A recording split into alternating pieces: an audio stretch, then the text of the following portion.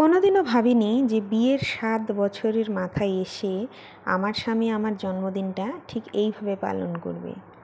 এটা ছিল পুরোটাই আমার কাছে সারপ্রাইজ। হ্যাঁ, ঠিকই শুনেছ, ৭ বছর। আমাদের বিয়ের কিন্তু ৭ বছর রানিং। তো এটা আমার ৭ নম্বর জন্মদিন বিয়ের পরে। কোনো দিনও ও কিন্তু আমার জন্মদিন পালন করেনি এর আগে, না কেক কেটেছে না কিছু করেছে। তো এইবার ওর মাথায় জানি না কিসের ভূত চাপছে, এইবার কিন্তু ও আমার জন্মদিনটা পালন করেই ছাড়লো। আর বুঝতে পারছিলাম কিছু একটা প্ল্যান করছে, কিন্তু সত্যি এইভাবে যে আমাকে সারপ্রাইজ দিবে সেটা একদম বুঝতে পারিনি।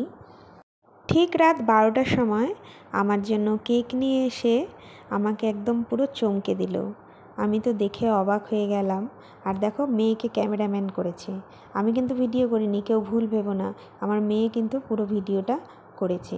আর পরের দিন আরও অনেক কিছু কিন্তু করেছে আমার জন্য। তো সেসব দেখার জন্য তোমাদেরকে অবশ্যই সাথে থাকতে হবে।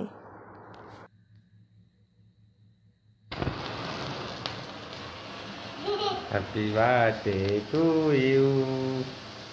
Happy birthday to you. Dear Shatabdi. Happy birthday to you. No, কাটো।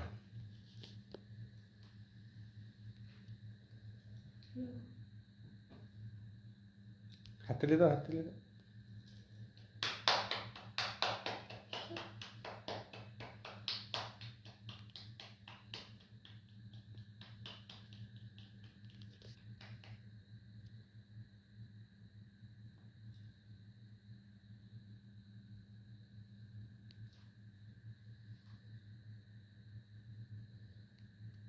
তুমি একটু মাকে খাওয়াই দাও, তুমি একটু মাকে খাওয়াই দাও।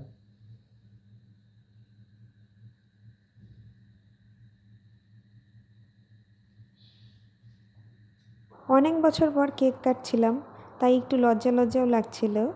আর কিন্তু খুব আনন্দও লাগছিল যে কেউ আমার জন্য এত কিছু করেছে, এই ভেবে সত্যি এত ভালো লাগছিল, কি আর বলবো।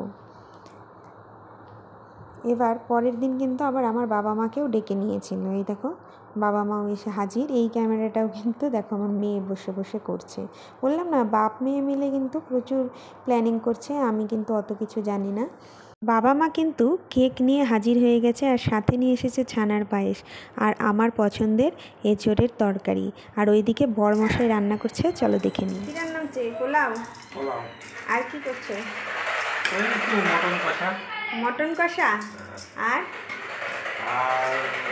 কি আছে? আর কি আছে? পনির আছে, পনির। ও আচ্ছা, তাহলে বউয়ের জন্মদিনে ভালোই আয়োজন হচ্ছে।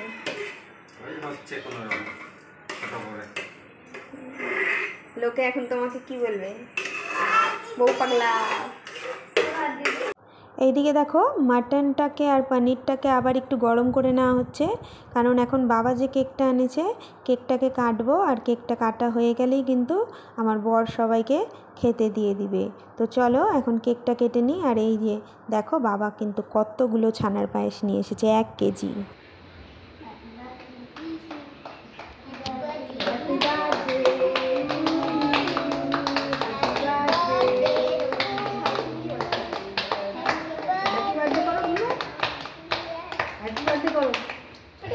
নাকো, এটা নাকো, চম্মাটা নাকো।